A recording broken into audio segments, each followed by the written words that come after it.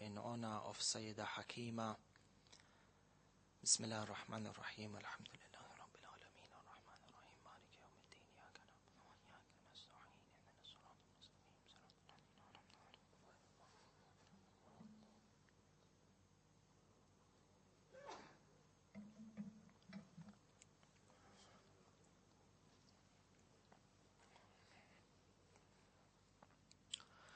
أعوذ بالله من الشيطان اللعين الرجيم بسم الله الرحمن الرحيم الحمد لله بارئ الخلائق الأجمعين باعث الأنبياء والمرسلين ثم الصلاة والسلام على أشرف الأنبياء حبيب قلوبنا وشفيع ذنوبنا أبي القاسم محمد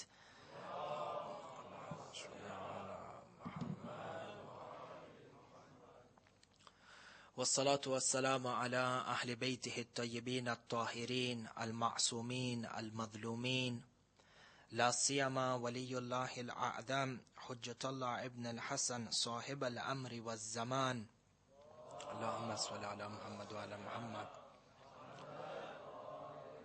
روحي وأرواح العالمين له الفداء أما بعد قال رسول الله صلى الله عليه وآله وسلم اللهم صل على محمد وعلى محمد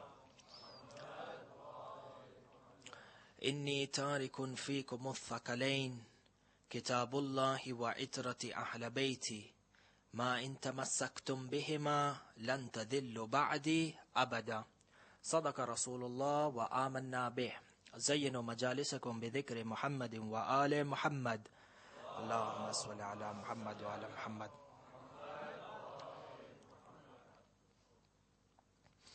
I'd like to begin firstly by thanking each and one of you for your efforts despite the harsh weather conditions, that you have come here to honor the grandson of Rasulullah and the father of the master of our age. Allahumma salli ala Muhammad wa ala Muhammad.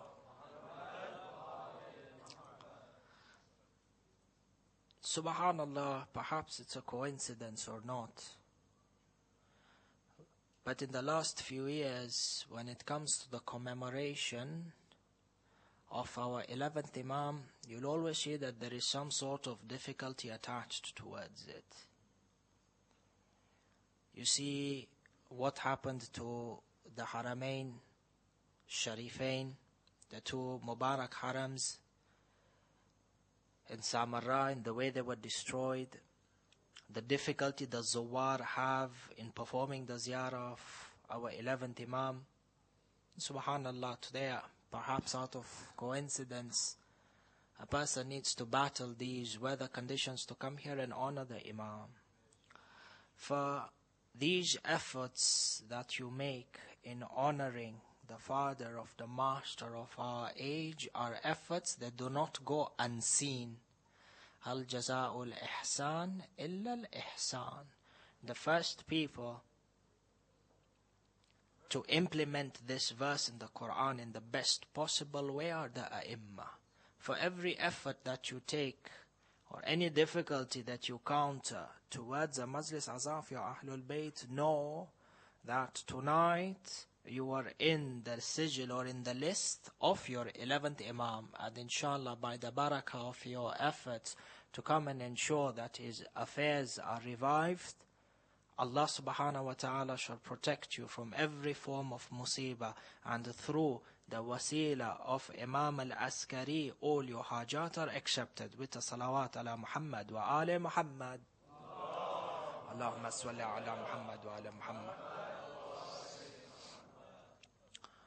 The tradition that we mentioned at the end of the khutbah, known as Hadith al-Thaqalain, is one of those traditions that without a doubt from amongst the scholars of the Ahl Shia and the Ahl Sunnah are of the conclusion that this hadith has reached the level of tawatur, in that the way and the number of methods or the number of chains through which this hadith has been narrated is absolutely of no doubt Rasulullah says, إِنِّي تَارِكٌ فِيكُمُ الثَّقَلَيْنِ, I leave behind you two weighty things. كِتَابُ اللَّهِ وَإِتْرَةِ أَهْلَ بَيْتِ, the Quran and my Ahlul Bayt. مَا إِن تَمَسَّكْتُمْ بِهِمَا لَن تَذِلُّوا بَعْدِ أَبَدًا. So long as you adhere to these two aspects, to the Kitab, to the Quran, and to the Ahlul Bayt, you shall never go astray. This is a hadith which is narrated by Sahih Tirmidhi. It is narrated by Al-Bayhaqi, and it is even narrated by Ahmad ibn Hanbal in his Masnad from the Ahl al-Khilaf. For when this hadith has reached its tawatur, we come and we pose the ishkal, or we pose the objection. Why is it that this hadith was distorted to mean kitabi wa sunnati? This in itself is a debate of its own. In either case, when we look into this tradition, we see that Rasulullah has placed for us a relationship between two entities, between two sources, the Quran and the Ahlul Bayt. What is the relationship between the Quran and the Ahlul Bayt? Scholars of logic will tell you that any two separate entities can have a relationship based on a number of dimensions. Sometimes you will have a relationship which is known as ta'adiyya or tu'adiyya, for example. Ta'awudiyya, sorry. The relationship is known as ta'awudiyya, meaning that the relationship between these two entities are complementary. In that if you had an entity called A and you had an entity called B, entity A, or this subject matter A, is independent from B. They are two separate entities. However, these two entities, when you put them together, they form an entire new circumference on its own. So A and B, even though they are independent, they are two parts when put together form a single whole, a single unit. This is one relationship, complementary. The second relationship is that of completion, takamuliyya, in that you have two separate entities. You have entity A and you have entity B. However, B completes A or A completes B. So takamuliyya, there are two entities but one completes the other. And the third type of relationship that you can have from a number, we are looking at three multi-dimensions of any relationship between two given entities. The third relationship would be that one of luzumiyya, where they say entity A and entity B are inseparable from each other. In essence, they are one full part that cannot be separated. When you look into the dimensions of these three relationships that can possibly occur between any two entities, you can come to the conclusion that the relationship between Ahlul Bayt and the Quran is applicable to all three. When you look at the relationship of complementary, A is a part, B is a part. When you put them together, you get a whole. This is what Rasulullah points out to in Hadith al-Thaqalain. Islam as guidance is made up of entity A, the Quran, and entity B, Ahlul Bayt. When you put them together, you have a complete message. This message is called Islam. The second one, element or the relationship of completion. You have entity A, you have entity B. A completes B and B completes A. Same way, the Quran completes, if you want to understand the completeness or the entirety of the Quran, then you use Ahlul Bayt. It is through Ahlul Bayt you understand the miracle of the Quran in its entirety.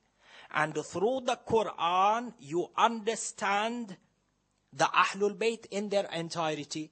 You use the Quran to gain a complete ma'rifah of Ahlul Bayt, and you use the Ahlul Bayt to contain or to gain a complete ma'rifah of the Quran. The third element is that we said the element of luzumiyya, in that they are one entity that cannot be separated from each other. You can never separate the Quran from the Ahlul Bayt, because 2,000 verses in the Quran in themselves talk about the Fadail of Ahlul Bayt. Whenever you look into the Quran and you look into the sifat of the mu'mineen, the sifat of these mu'mineen point you towards the seerah of Ahlul Bayt.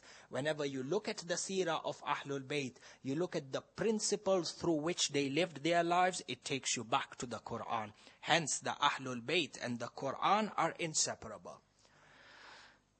Having said this, the relationship between the Quran and the Ahlul Bayt in general, we would like to examine these three dimensions in terms of relationship between the Quran and the Ahlul Bayt by looking at the seerah of our 11th Imam, Imam Abu Muhammad al-Hasan al-Asghari, salawatullahi wa salamuhu alayhi.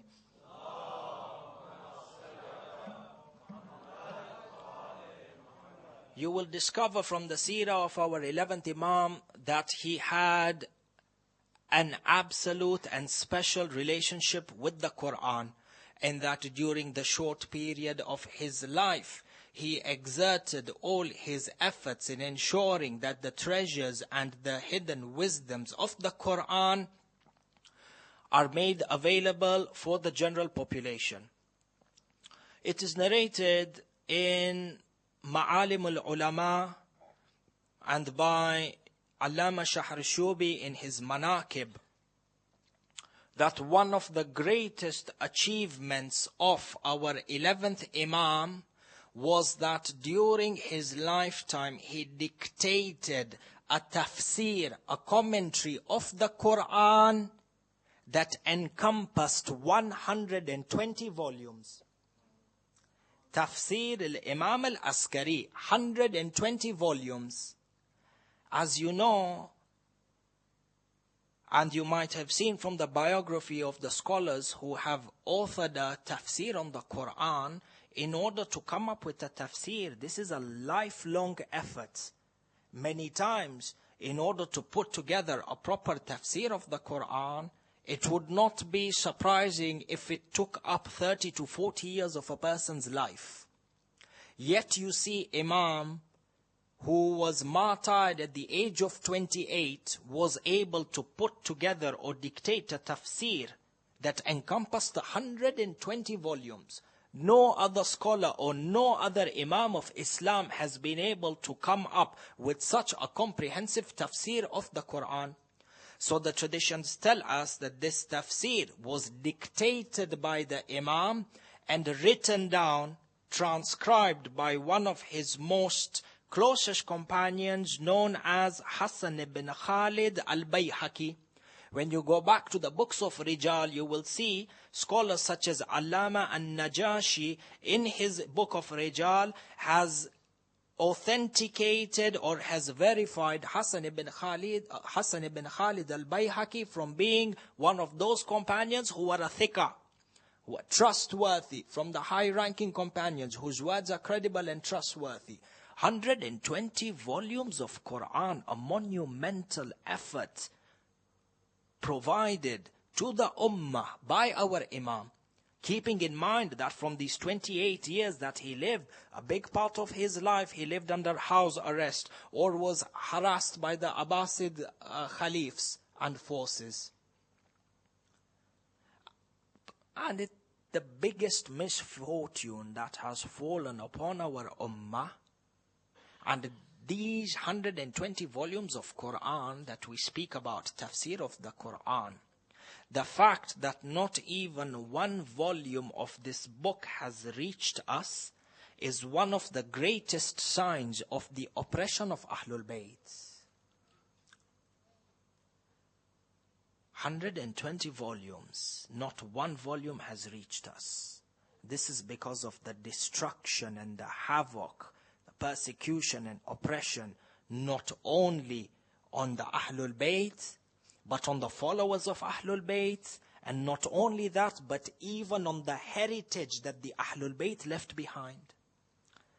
And you look through time, and you see through the invasions and the persecution that the Shia suffered, it does not become a far-fetched possibility that within all these chaos, these great monumental works and the efforts of Imam al-Asghari were also destroyed. Take, for example, the invasion of the Mughals when they came into Baghdad during the time of Sheikh al-Tusi, Nasruddin al-Tusi. They mention in some of the biographies that he witnessed 30 years of plundering of Iraq at the hands of the Mughals. How many thousands of people were senselessly massacred? How many of our Shia libraries were burnt? Our heritage books that were taken from our library, stronghold of the madhab of the Ithna Ashari, books were taken and thrown into the river Dajla. Historians tell us that this river Dajla, the water of the river had turned black for 3 days. How black? It's the river Dajla, huge river, pure water. How does the color change? Black from the ink that has bloated off the papers. For a river to change its color, how many books must have been destroyed from the madhab of Ahlul Bayt? How many of our treasures did we lose due to ignorance and greed and hatredness towards Ahlul Bayt? And the legacy left behind by them. You look into the 1800s, when the Wahhabis and the Nawasib attacked Karbala al-Muqaddas. In the 1800s, they plundered Karbala and the 2 harams in Karbala, and they plundered the haram in Najaf. How many thousands of the treasures that were stored within the Dhari al-Mubarak were plundered, stolen, and never to be seen again? And but at that time, traders would come from all across the world. They would come with pearls, they would come with jewels, they would come with diamonds, and they would place them as a safety or as a deposit within the precincts of the Haram al-Sharif. Traders would come with all these valuable objects that have high financial monetary, and as their sign or token, as a gift towards the Imam, they would come and decorate the Haram with these diamonds or with these objects that had high financial value, most of which could not be replaced. All this plundered by the Nawasib. This is in the year 1800. How many of the treasures of Ahlul Bayt, the followers of Ahlul Bayt that were placed within the precincts of the Kaaba, were taken away? All this haqd, hatred and enmity towards Ahlul Bayt and their legacy and towards their followers. In any case, 120 volumes of this work, majority of the scholars are of the opinion that not even one of the volumes from this work reached us. However, in this day and age, there is a copy of a tafsir known as the Tafsir al-Imam al-Askari, a 1-volume tafsir that is present even today and between our hands. And this tafsir, for a big part, contains the commentary of Surah Al-Fatiha and a big part of Surah Al-Baqarah, and it is attributed towards Imam al-Askari. Majority of the scholars are of the opinion, or a big number of the scholars are of the opinion, that this 1-volume translation or this 1-volume commentary that we have of the Quran that is attributed towards our 11th Imam is not from these 120. Because if you look at the narrators and the people, again, upon the dictation of the Imam who transcribed the hadith, these are 2 separate issues and 2 separate people included in this, or groups of people involved in this. For from this one tafsir that is present within our hands, there has been a lot of talk amongst the scholars in regards to its credibility, in regards to the level of the language used in the Quran, whether it was translated or written down by meaning or by exact word. But despite all these talks, it is sufficient for us to know that scholars such as Sheikh Saduq and Alama al-Majlisi, the first, the father of the author of Biharul Anwar, both of them have, amongst a number of other scholars, have authenticated or have verified the authenticity of the copy of this Quran, of this tafsir which is between our hands and sold in the markets today, Tafsir al-Imam al-Askari. For it would be a big service based on this for our ummah, especially from the non-Arabic speaking segments, that we have this tafsir translated into English language. The Arabic that is used there is an Arabic that can be translated with considerable ease. all the tools that we have in terms of computers, people who have the experience in the field of translation. One of the greatest services we could provide towards this madhab is to have this tafsir of Imam al-Askari, which is not a rare book, found very often within Najaf, within Qom, Mashhad, Karbala. You find these tafsirs to be sold within the bookstore. For it would be a great service for the ummah if we were to rally or we were to support a cause and motivate, or within our talks inspire a number of those people who have the capacity to translate from Arabic to English, such that we can have the tafsir which is attributed to a ma'soom imam in the English language, so a big number of us can benefit from them. Sallu ala Muhammad wa ala Muhammad.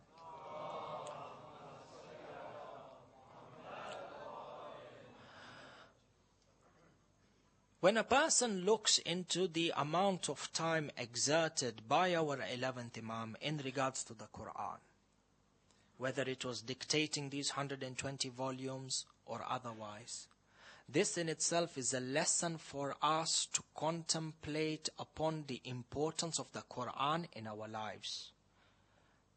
A Ma'soom Imam who has to shoulder the responsibility of the guidance of the entire ummah. This responsibility is on his shoulders. Despite this, in 28 years, he was able to come up with 120-volume tafsir. Shows us the amount of time the Imam invested towards Quranic sciences. Rasulullah in this hadith has said that I leave behind you two weighty things, the Quran and the Ahlul Bayt, two primary sources of guidance, two ultimate sources of guidance. Ani, if I want to ask myself, how truthful am I? How compliant am I with the words of Rasulullah? Rasulullah has given me a command. Rasulullah has given me a source of guidance, statement of guidance, telling me that if I adhere by this advice, I will never go astray. One of the components of this hadith is the Quran. Then we have seen that the Imam has exerted his life effort into ensuring that the tafsir of the Quran is there. And when he would dictate it, even that there is a reason. Why did the Imam dictate this version of the tafsir? Why did the Imam dictate this commentary rather than author it himself? Why include another companion? This other tafsir is between our hands. Why were these two people involved? The goal of the Imam was to spread this culture of using the Quran as a central source or a central dimension of our daily lives. For if I want to ask myself, how compliant am I to the words of Rasulullah? Do I follow the words of Rasulullah or not? Am I taking lessons from the seerah of Imam al-Askari or not? I need to ask myself, in any given day, how much time do I dedicate to the Quran? And then I will know how truthful I am in my compliance with Rasulullah. Then I will know how truthful I am in actually taking Imam al-Askari as a role model in my life. If he was my role model, then I would walk in the same way that he would. What role does Quran play in my life? How much time from these 24 hours in a day do I dedicate, number one, to recitation of Quran? Number two, reading the commentary of the Quran. To read the translation is one thing, but to read the commentary is another thing. Number three, how much time do I use in a day or allocate in any given day to contemplate over the tafsir of the Quran? Number four, how much time do I dedicate in a day to memorize a certain part of the Quran?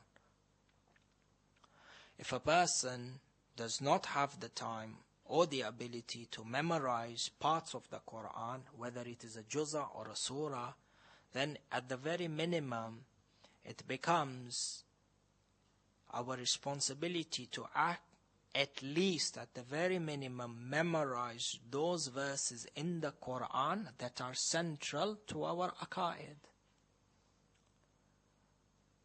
How do I prove imamah from the Quran? How many verses talk about imamah in the Quran? Have I memorized them or not? Have I understood them or not? Do I know their implications or not? Verses that talk about the Day of Judgment. Verses that prove or talk about Tawheed. Verses that talk about the necessity of Rasulullah. To use them as sources of tabligh is one. And then to implement these lessons and learning from the Quran is another. And as you know, in the traditions it is mentioned in Al-Kafi that on the Day of Judgment, the Quran will also be raised. And the Quran will complain that I was a book that was neglected by your Ummah, Ya Rasulullah. Now we have to prepare our answer for that Day of Judgment from now. Every soul knows what its state will be on the Day of Judgment. In fact, at the time of death, there is nobody who dies and does not know what will await him in the barzakh. And that yani being in limbo. I don't know whether I will get shafa or not get shafa. I'm in Jahannam and Jannah. Nobody is in a state of confusion. During death, everybody is certain what their outcome will be. The answer lies in our hearts. Only we know how truthful we are towards the religion. How truthful we are towards the Quran. To the words of Rasulullah. إني تارك فيكم الثقلين كتاب الله وعترتي أهل بيتي ما إن تمسكتم بهما لن تذلوا. Rasulullah says لن تذلوا. This lam noon is a particle of negation for abad, yani till the Day of Judgment. And it is the Quran is between us. Commentaries are in large numbers. For ensuring that the Quran is a big part of our lives and ensuring that our intellect is cultivated by extracting the treasures from the Quran is the path forward for the Ummah. We had mentioned this in one of the lectures in Muharram.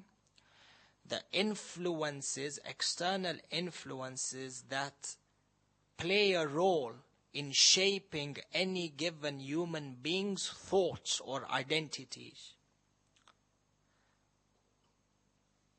How many external role models outside the border of Islam actually shape our model of life? And the Quran is neglected. Ahlul Bayt is neglected. This is one. Number two, defending the honor and the dignity of the Quran in itself. Many people, generations have come and gone, generations are there and are more to come, who will attack the Quran and try and put shak on the credibility of the Quran, misinterpret the Quran.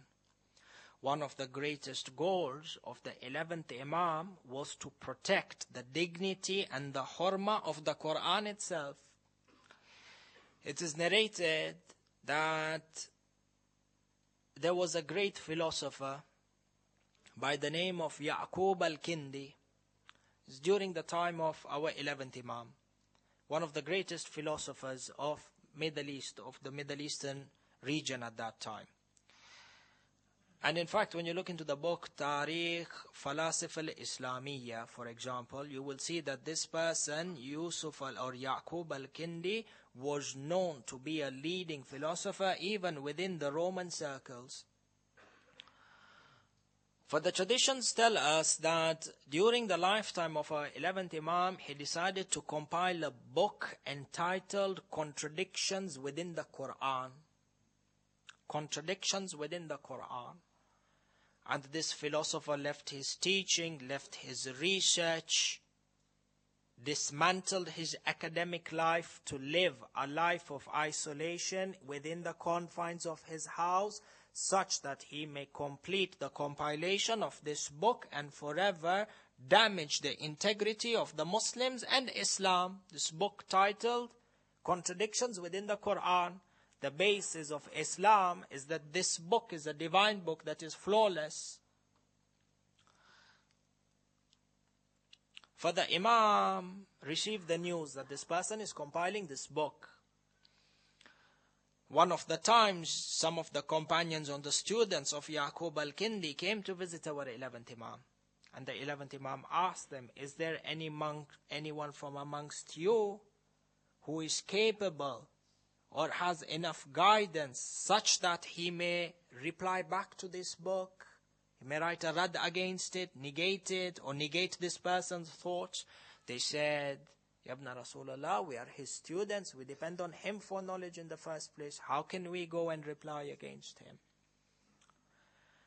Look at how the Imam crushes the batil opinion of this person who claims to be a philosopher with one single statement.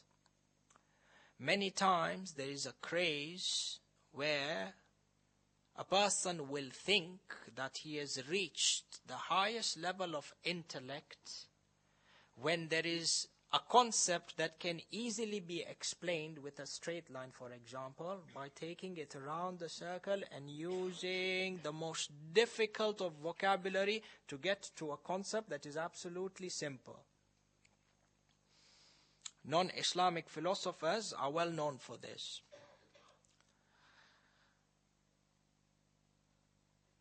The 11th Imam tells them, shall I give you an answer which you can then narrate to them? Or narrate to him? They said, by all means.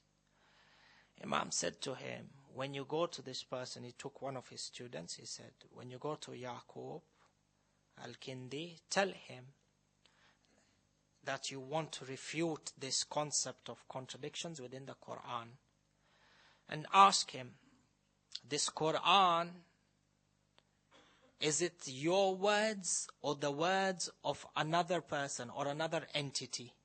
The student now goes and is talking with Yaqub al-Kindi. Is this Quran your words, Yaqub, or is it the words of somebody else or another entity? Yaqub says it's the word of another entity, or it's the words of somebody else. So the Imam has taught him how to debate. He says, well, is it possible that if these words have emanated from somebody else, the intention of the words might be X, but you have understood Y? Yani somebody meant to say something else, but you understood something else. One sentence. One sentence. Yaqub thought, true. These are the words of Allah. Maybe what I understood was not the intention of Allah subhanahu wa ta'ala. Maybe I think there is a contradiction, but if I ponder over the words, maybe what I deem to be a contradiction is a misunderstanding or a lack of understanding from my side. Thinking that he has come up and performed such a major feat in his life and has made a groundbreaking discovery in the world of theology, one simple argument was enough to shut him down. The traditions tell us he went and he burnt that book. For the Imam played a big role in protecting the dignity of the Quran, the hurma of the Quran. And today, us in the 21st century, we live a similar type of disaster. How many verses of the Quran that talk about jihad are being misused? Today, many times, even if you look into the clips, or whether it's on the internet or on the news channels, the nawasib that are attacking Syria, the video clips that they make or the internet clips that they make before showing an execution or whatever sort, they will always play a verse of the Quran that talks about jihad. وَقَاتِلُوا الْكُفَّارِ or any other verse. وَجَاهِدُوا الْكُفَّارِ. This is a distortion of the meaning of the Quran. This is an insult to that verse of the Quran, in that it is being used to justify bloodshed. They are using the words of Allah subhanahu wa ta'ala to justify a beheading, overthrow, topple a government, kill millions of people.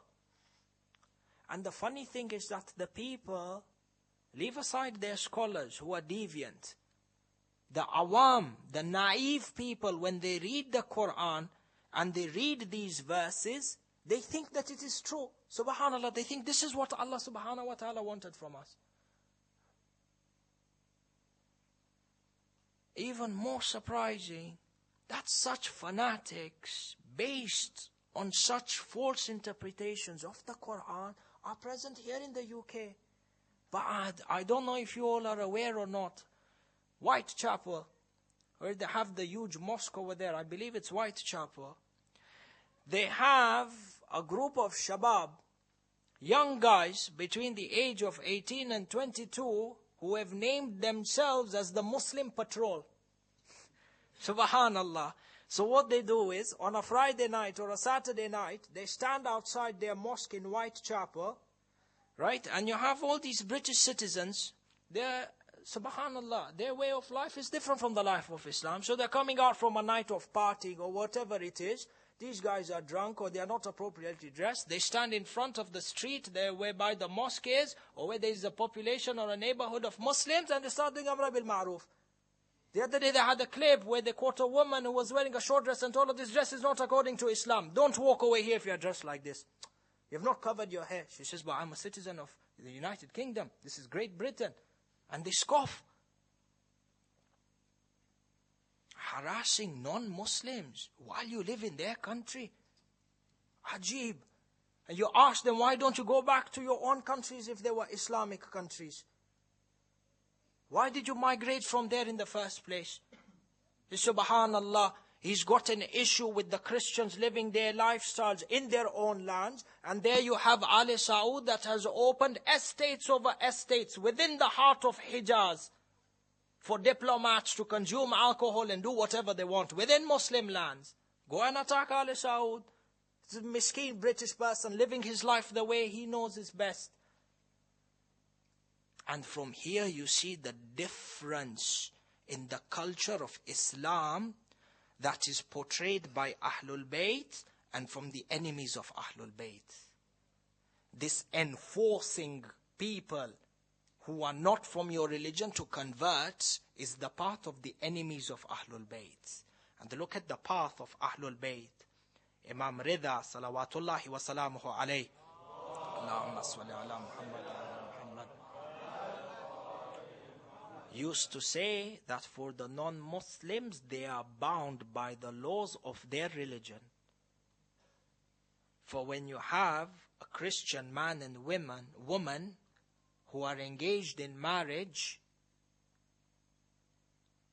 even if this marriage is conducted by their priest and they've recited their vows, and I pronounce you man and wife and whatever, we cannot consider them to be people who are in a non-legitimate relationship. When this child that comes out from a Christian marriage comes into Islam, we don't put on him the hukum of Ibn Haram. There's a difference in the Islam that Ahlul Bayt portrays and the Islam which the enemies of Ahlul Bayt portray. Haram. These people, they look, they say, no, the Quran told us we need to fight against the kuffar and be strict against them and enforce Islam. Which is why they come out and they act like this. If only they had role models. If only there was somebody to show them who Ahlul Bayt is. And this is where our responsibility comes in. When it comes to defending the Quran, from amongst us, we need people, and it's not a big effort that you read through one or two tafsir in English that speak about these verses of jihad and explain to the people that these are verses that are restricted and not every verse that is in the Quran is not everything that is there is implemented at its entirety without any conditions. La, who is there to protect the Quran? Does it not burn our hearts that the Quran is being used to create fitna and fasad? The Quran has become the sole reason for bloodshed in the world. One person wrote a book, Contradiction in the Quran, and it burnt the heart of our Imam. For what goes through the hearts of our 12th Imam now is in Ghaiba. And what is our responsibility towards it? Especially the rise of these fanatics like in Whitechapel. I know for sure that if I was walking there, I would probably not say that I'm a Muslim. For the neighborhood that's there, the British people who live there, these people ruin the image of Islam. But even if you have a chance to do tabligh, when they hear the word Islam, they're just disgusted from it. These issues need to be tackled. And this is from the seerah of our 11th Imam. Because of the knowledge which the Imam was able to transmit through his tafsir, through his commentary, through his defense of the Quran in itself, like all the other A'imma, the 11th Imam was able to conquer the hearts of the Muslims within the Arabian Peninsula, within the Islamic Empire in its entirety. And this was one of the major reasons why the Abbasid Khalif hastened towards poisoning the 11th Imam. A person, an Imam, who is 28 years of age, what possible threat could he pose to the government? Yes, those narrations that talked about the birth of the Mahdi through the 11th Imam and him dismantling the Abbasid Khalif and ruling the world was there. And the Khalifas, the Abbasid rulers, knew that this tradition or this prophecy will be manifested through Imam al-Askari. But in addition to that, to end his life at the age of 28 was because they feared the power of the knowledge that was disseminated from the house of the 11th Imam. For the traditions tell us that the Abbasid Khalif administered the Imam with poison on the 1st of Rabiul Awwal. So for 7 days, and again, a number of traditions point towards the fact that the Imam breathed his last or took his last breath on the 8th of Rabiul Awwal shortly after Salatul Dhuhr. For a span of 8 days, Imam al-Askari was in his house suffering from the pains and the pangs of the poison that was administered towards him. The tradition tells us that while he was on his deathbed, one of the last days, his wife, the mother of our 12th Imam, Sayyida Narjis, would come to him with a bowl of water with medicine, and she would present it to the Imam. Imam al-Askari, during his last days, his hands would be trembling to such a great extent due to the effect of the poison. The tradition tells us that he did not have enough energy or enough power in his hands to even hold this cup and drink from it. For when Sayyida Narjis would come and give him this bowl of water, he would try to hold it, his hands trembling, the water would fall down. Until it is narrated on the 8th of Rabiul Awwal, as Sayyida Narjis was tending for Imam al-Askari, one of the last days, on this last morning of his life, he asked Sayyida Narjis to call Imam, the 12th Imam, towards his bedside. Sayyida Narjis narrates, I went to the other room. Our 12th Imam was only 5 years of age when his father passed away. The traditions tell us that Sayyida Narjis went into the surrounding room or into the next room and she called the 12th Imam. The traditions tell us that Imam al-Mahdi, a 5-year-old child, went and sat by his father's side. Imam al-Askari had lost consciousness. He gains consciousness. He looks at the 12th Imam. The traditions tell us, فَضَمَّهُ عَلَى صَدْرِهِ وَكَبَّلَهُ بَيْنَ عَيْنَيْهِ. The traditions tell us that Imam al-Askari hugged Imam al-Mahdi and he kissed him between his two eyes. فَأَوْصَاهُ بِوِصَايَةٍ. And then he gave him his last will, and he passed him the testament that every Imam passes on to the following. And the final words of Imam al-Askari towards Imam al-Mahdi was this. This is a conversation between the 5th Imam, between the 12th Imam, 5 years of age, and Imam al-Askari. Mu'mineen, you are present at this conversation. Imam al-Askari tells his son, Bunayya, Anta bakiyatullahi fi ardi, وأنت تأخذ ثأري وثأر أجدادك وتأخذ ثأر جدك الحسين. Imam al-Askari looks at Imam al-Mahdi and he says to him, my son, you are the final remainder of Allah subhanahu wa ta'ala on the earth. Imam al-Askari's tears begin to flow down his face. He looks at his son, he says to him, oh my son, you are the one who is going to avenge my blood. Oh my son, you are the one who is going to avenge your grandfathers. And when he said this, he specialized the name of Sayyid al-Shuhada. Ajib.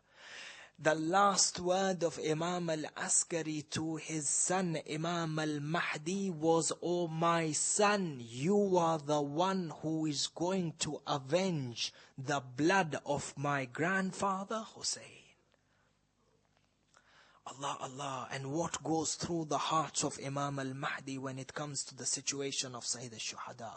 In Ziyarat al-Nahiyah, the Imam explains his grief when he says, فَلَأَنْدُبَنَّكَ صَبَاحًا وَمَسَاءً وَلَأَبْكِيَنَّ عَلَيْكَ بَدَلَ الدُّمُوءِ دَمًا حَسْرَةً عَلَيْكَ. Imam Sahib al-Amr says in regards to Sayyid al-Shuhada, oh my grandfather, because I was not there due to the passage of time, I will lament you every day and every night, and I shall weep tears of blood for you, Ya Sayyid al-Shuhada.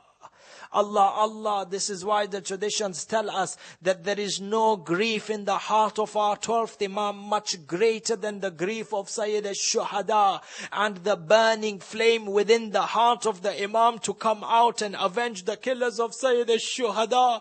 The traditions tell us when the 12th Imam comes out, he will come to Karbala, he will walk into the Dhari al-Mubarak, he will go into the grave of Sayyid al-Shuhada, and he will remove this baby called Ali al-Asghar, because the traditions tell us that Ali al-Asghar, as per the request of Sayyid al-Shuhada, was buried on his chest. The Imam Zainul Abidin put Ali al-Asghar by the chest of Imam al-Hussein, and where the chest of Imam al-Hussein finishes, there is no head on this corpse in Karbala.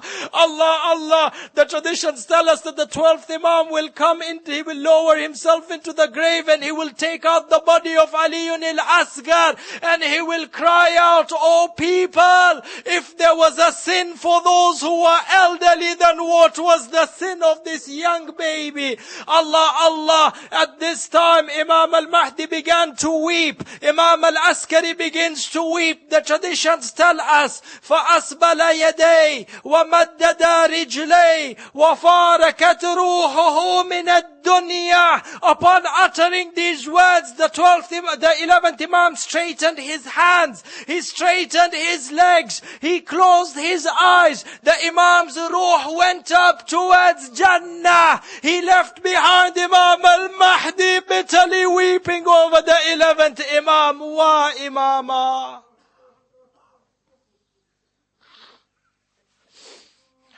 Matam Hussein.